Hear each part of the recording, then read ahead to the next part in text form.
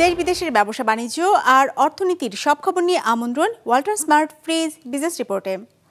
পণ্য বহুমুখীকরণে এগুতে পারছে না বাংলাদেশ। মূল সমস্যা উচ্চ শুল্ক হার, নীতি সহায়তার অভাব এবং বৈশ্বিক চাহিদা মতো পণ্য তৈরি না করা। আমদানিতে উচ্চ শুল্ক হারের কারণে দেশের বাজারে বাড়তি খেজুরের দাম, শুল্ক প্রত্যাহারের উদ্যোগে রমজানে কমার আশা।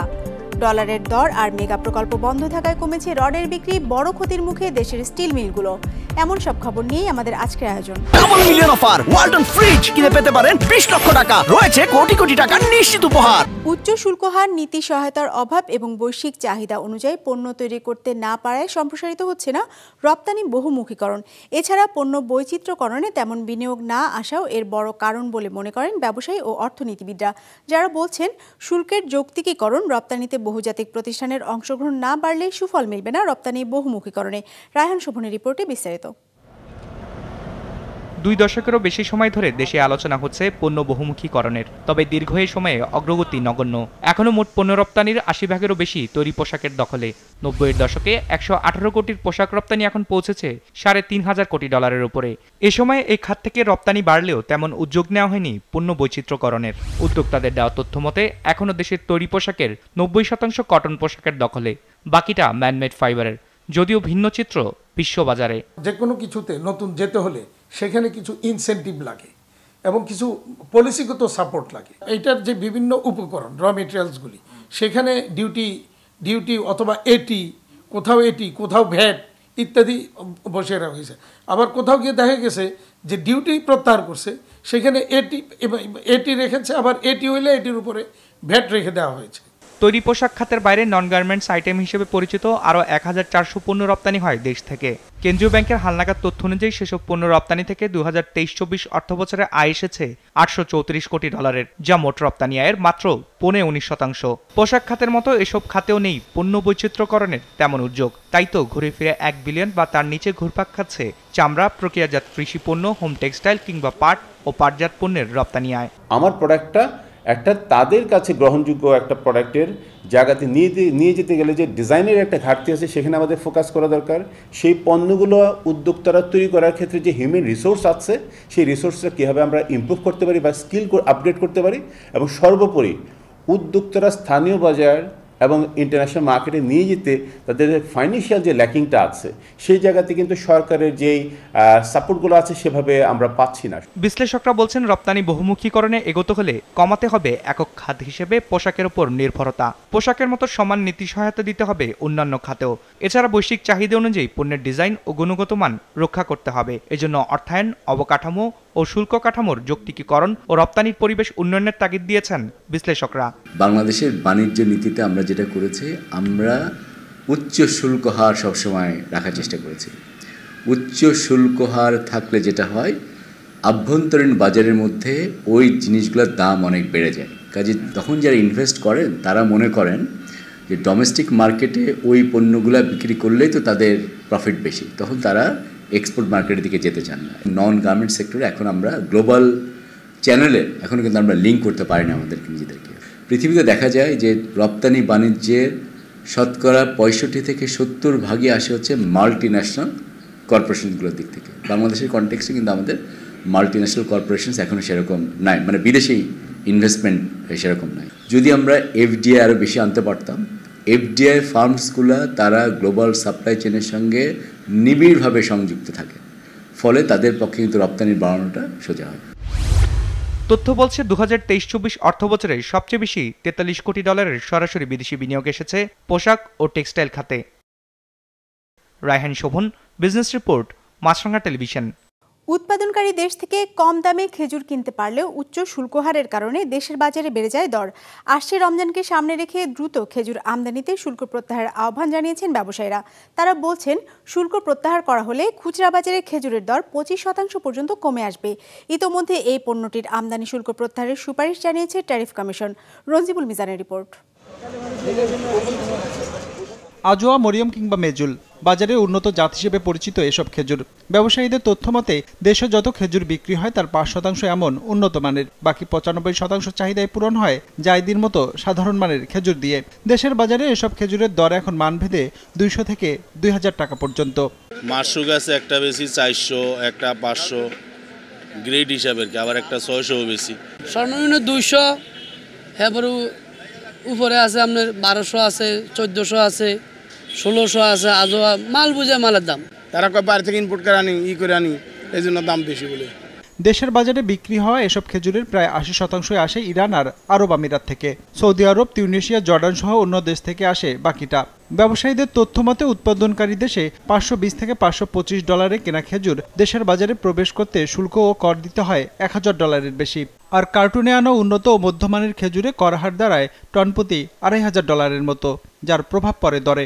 মধ্যম মানের খেজুর যেটা বলা হয় সেটা আমরা কিনি 800-825, এবং দুবাই থেকে আর একটু হয়তো 900 বা 950 কেনা হয়। সেটাকে ট্যাক্স ধরা হয়েছে $2500 পার কেজি 2.5। আর একটা হয়েছে আপনার রেফার কন্টেনার নিয়ে। তো এখানে যদি নিম্নমানের খেজুর নিয়ে আসি, এখানে যদি রেফার কন্টেনার না হয়, নর্মাল কন্টেনার নিয়ে আসি, খেজুরগুলো তেমনি নষ্ট হয়ে যাবে। এখন কাস্টম না বুঝে লিখে রাখছে রেফার কন্টেনার হলে $4 করে অ্যাসেসমেন্ট দিতে হবে। এই লাস্ট সপ্তাহে মনে হয় এটাকে অ্যামেন্ডমেন্ট করে $3 করা হয়েছে, সেটাও অযৌক্তিক। 2022 সালে খেজুর সহ বিভিন্ন পণ্য আমদানিতে 25% আমদানি শুল্ক, 15% মূল্য সংযোজন কর, 10% অগ্রিম আয়কর, 5% অগ্রিম কর ও 3% নিয়ন্ত্রণমূলক শুল্ক নির্ধারণ করে দেয় সরকার। ব্যবসায়ীদের দাবি সব মিলিয়ে মোট কর হারের পরিমাণ দাঁড়ায় 63%-এর উপরে। গেল বছর রমজান উপলক্ষে 10% আমদানি শুল্ক কমালেও তার খুব একটা প্রভাব পড়েনি বাজারে। ইতিমধ্যে শুল্ক কমানোর বিষয়টি সুপারিশও করেছে ট্যারিফ কমিশন। ব্যবসায়ীরা বলছেন, রমজানের দর নিয়ন্ত্রণে রাখতে চাইলে এখনই দিতে হবে শুল্ক ছাড়ের সুবিধা। ট্যাক্স যদি সেম থাকে, এটা এত পরিমাণে কস্ট বেড়ে যাবে, এটা সাধারণ মানুষ আর খেতে পারবে না। তখন কনজিউম ভোক্তাও কমে যাবে, সাধারণ মানুষ খেজুর খেতে পারবে না, কিছু মানুষ খেজুর খেতে পারবে। সেক্ষেত্রে চাহিদা কেমন হবে, এটাও একটা ভয় আমাদের। তো যার কারণে কেউ এখন ইম্পোর্ট করতেছে না। ট্যারিফ কমিশন লাস্ট যে মিটিং হয়েছে, সেই মিটিং অনুযায়ী আমাদের যে আশ্বাস দিয়েছে, সেটা যদি কার্যকর করে তাহলে এটার এখনই সেটা কার্যকর করা উচিত। আদারওয়াইজ যদি এটা একেবারে রমজানের কাছাকাছি করে, তাহলে এটার সুফল সাধারণ জনগণ পাবে না। হিসাব বলছে দেশে বছরে খেজুরের চাহিদা 1 লাখ টনের মতো, যার মধ্যে রমজানেই লাগে 60 থেকে 70 হাজার টন। ব্যবসায়ীদের হিসেবে গেল বছরের আমদানি করা খেজুরের মাত্র 600 থেকে 800 টনের মতো মজুদ আছে দেশে। Ranjibul Mizan, business report, Maasranga television. ডলারের দাম বৃদ্ধি ও দেশে মেগা প্রকল্পের কাজে স্থবিরতার কারণে 40% মূলধন ক্ষতির মুখে পড়েছে স্টিল মিলগুলো। মঙ্গলবার রাজধানীতে আয়োজিত সংবাদ সম্মেলনে এমন দাবি জানায় এ খাতের 3 অ্যাসোসিয়েশন। এ সময় দীর্ঘমেয়াদী ঋণ পরিশোধ ও পুনঃতফসিলীকরণের দাবি জানান ব্যবসায়ীরা। আবাসন কিংবা অবকাঠামো, যে কোনো নির্মাণে গড়ে 25 থেকে 30 ভাগ ব্যয় যায় রডের পেছনে। স্টিলের ভাঙা অংশ আর বিলেট গলিয়ে তৈরি হয় রড। তথ্য বলছে, স্থানীয় 190টি কারখানায় যত কাঁচামালের দরকার হয় তার 90%ই আমদানি করতে হয়। ডলারের বিপরীতে টাকার অবমূল্যায়ন, গ্যাস বিদ্যুতের দাম বৃদ্ধির কারণে কাঁচামাল সংকটে উৎপাদন নেমেছে 1/4। ব্যবসায়ীরা বলছেন, মূলধন ঘাটতির কারণে স্টিল উৎপাদন কমিয়ে দিতে বাধ্য হয়েছেন তারা। এতে ব্যবসার আয় কমেছে 25%-এর বেশি। এখন সমস্যায় পড়েছেন ব্যাংকের দায় পরিশোধ নিয়ে। এমন অবস্থায় ব্যবসা টিকিয়ে রাখতে ডলারের বিনিময়জনিত ক্ষতির টাকা দীর্ঘমেয়াদে পরিশোধ, ঋণ পুনঃতফসিলকরণ ও গ্রাহক ঋণ সীমা বৃদ্ধি দাবি তাদের। 40% টাকা আমাদের ক্যাপিটাল কমে গেছে। এই 40% আমাদের যদি একটা টার্ম লোন করে দেয়, ব্লক করে দিয়ে বাকিটা রানিং ক্যাপিটাল বাড়িয়ে দেয়, তাহলেই আমাদের অবস্থা তো সচল হয়ে যায়। সেটা তো হচ্ছেই না, বরঞ্চ যারা ভালো ব্যাংক আছে তারা এখন স্টিল সেক্টর থেকে পারলে টাকা ব্লক করে দিচ্ছে। যার যা ঋণ আছে সেগুলি বলতেছে আজকে আর আপনাদের সাথে কন্টিনিউ করা যাবে না, কারণ ডেভেলপমেন্ট ওয়ার্ক নাই, দেশের কাজ বন্ধ হয়ে যাচ্ছে।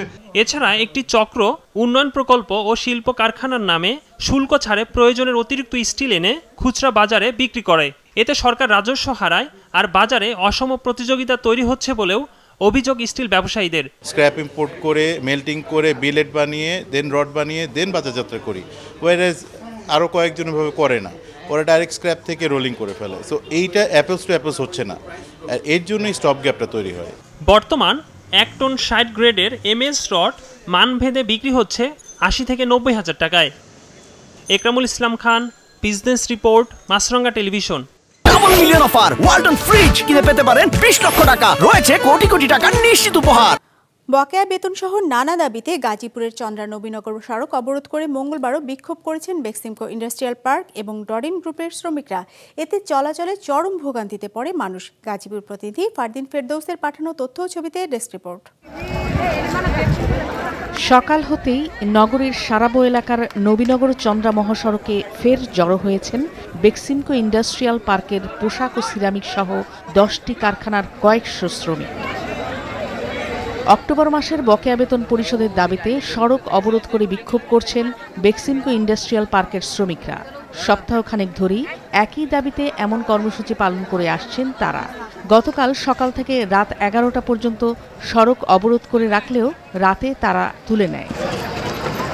এদিকে জেলার জিরানী এলাকায় চন্দ্রানবীনগর সড়ক অবরোধ করে ফের বিক্ষোভ করছেন Dorin garments limited, Dorin apparels ও ডরিন ওয়াশিং কারখানার শ্রমিকরা। পূর্ব ঘোষণা ছাড়াই কারখানা বন্ধের ঘোষণায় এই কর্মসূচি পালন করছেন তারা। একই সাথে 13 জন স্টাফকে বহিষ্কার এবং ছাঁটাই হওয়া শতাধিক শ্রমিককে পুনর্বহালের দাবিও জানিয়েছেন তারা। প্রথম দাবি হলো ফ্যাক্টরি খোলা, যে নিরীহ মানুষগুলো বাইর করে দিতেছে সরাসরি স্টাফ, এগুলো চলবে না। বেতন ঠিক মতো তারা জানা, বেতন ডেট পিছিয়ে দেয়, তারাই পিছিয়ে দেয়। আমরা আন্দোলন করছি, আমাদের হচ্ছে যে পুরনো স্টাফ লাগবে না, আমরা এটা বলছি, তাতে ওনারা ফ্যাক্টরি বন্ধ করে দিয়েছে। আমগো মালিক আসবে, আমরা মালিকের সাথে কথা বলতে চাই। হ্যারাসমেন্ট করা হইতাছে, আর আমরা চাই আমাদের কর্ম খোঁজা দিক, আমরা সুন্দরভাবে কাজ করব, আমরা কোনো বিশৃঙ্খলা করব না। এদিকে শ্রমিকরা চন্দ্রা নবীনগর মহাসড়ক অবরোধ করায় সেখান থেকে চলাচলে চরম ভোগান্তি পোহাচ্ছেন পরিবহন চালক ও যাত্রীরা। খুব কষ্ট হইতাছে, আমাদের চলাফেরা অনেক ঝামেলা হইতাছে। এটা প্রশাসন ইমার্জেন্সি ভাবে ভাই এটা একটা সমাধান করা উচিত। ব্যবসা করি, মাল আনতে পারি না ঠিকভাবে, ব্যবসা করা পারি না, কঠিন পরিস্থিতির ভিতরে আমরা আছি। অর্থনৈতিক সচল করার জন্য রাস্তাঘাট বন্ধ হলে দেশের সমস্যা, আমাদের সবারই সমস্যা। রাস্তার কারণে কলেজ যাওয়া হয় না। আজকে আমি আসতে চাইছিলাম না, কিন্তু কলেজে একটা ইম্পর্টেন্ট একটা ক্লাস আছে, এই কারণে যাইতে হইতেছে। আমরা চাই মালিক এবং কর্মচারী সবাই মিলে যাতে সবাই বাসে, এরকম একটা করলে সবার জন্য ভালো হতো আর কি। পরিস্থিতি নিয়ন্ত্রণে আনতে ঘটনাস্থলে মোতায়েন রয়েছে পর্যাপ্ত সংখ্যক সেনাবাহিনী ও শিল্প পুলিশ। Nadia Afrin, business report, Maasranga television.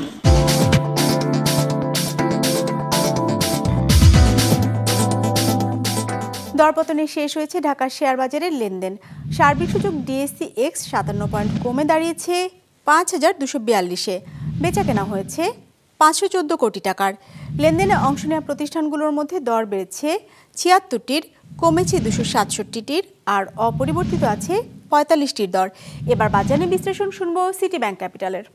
আজ দিনের শুরুতে মার্কেট কিছুটা ঊর্ধ্বগতি নিয়ে তার লেনদেন শুরু করে। দিনের মধ্যভাগে এসে বিনিয়োগকারীদের মধ্যে সেল প্রেশারের প্রবণতা লক্ষ্য করা যায়। ফলস্বরূপ মার্কেট আজকে 57 পয়েন্ট নেগেটিভ রেখে তার লেনদেন শেষ করে। আজ মার্কেটে লেনদেনরত কোম্পানিগুলোর মধ্যে শেয়ারগুলো বেড়েছে 76টি, কমেছে 267টি এবং অপরিবর্তিত ছিল 45টি কোম্পানির শেয়ার মূল্য। আজ মার্কেটে টোটাল টার্নওভার ছিল 515 কোটি টাকা। মার্কেটে গত সপ্তাহের এভারেজ টার্নওভার ছিল 555 কোটি টাকা এবং চলতি সপ্তাহের এভারেজ টার্নওভার ছিল 524 কোটি টাকার মতো। আজকে সবচেয়ে বেশি লেনদেন হয়েছে ফাইন ফুডের। আজকে এদের প্রায় 21 কোটি টাকার মতো লেনদেন হয়েছে এবং দ্বিতীয়তে ছিল সোনালী আঁশ। ইন্ডেক্স কমার জন্য আজ বেশি কন্ট্রিবিউশন রেখেছে ইসলামী ব্যাংক। গেইনার লিস্টে প্রথমে পাচ্ছি এমারাল্ড অয়েল এবং দ্বিতীয়তে পাচ্ছি নিটল ইন্স্যুরেন্স কোম্পানি লিমিটেড। ইতিবাচক ধারায় ফিরেছে চট্টগ্রাম বন্দর। গত বছরের একই সময়ের চেয়ে কন্টেইনার হ্যান্ডলিং বেড়েছে 10% বেশি। বেড়েছে রাজস্ব আয়ও। বন্দরের উন্নয়নে নেওয়া বিভিন্ন পদক্ষেপের কারণেই এমন ইতিবাচক প্রভাব বলে জানান বন্দর চেয়ারম্যান। এর পাশাপাশি বন্দরের বেদখল হওয়া জমি উদ্ধারেও এসেছে সফলতা। মঙ্গলবার এক সংবাদ সম্মেলনে এসব তথ্য উঠে আসে। নাজমুল সাদেকের রিপোর্ট। দেশে জুলাই অভ্যুত্থান, ব্যবসায় স্থবিরতা ও সরকার পরিবর্তন সহ নানা ঘটনায় অনেকটা থমকে গিয়েছিল চট্টগ্রাম বন্দরের ব্যস্ততা। দেখা দিয়েছিল কন্টেইনার জটও। তবে তা কাটিয়ে এখন ইতিবাচক ধারায় দেশের প্রধান সামুদ্রিক বন্দরটি।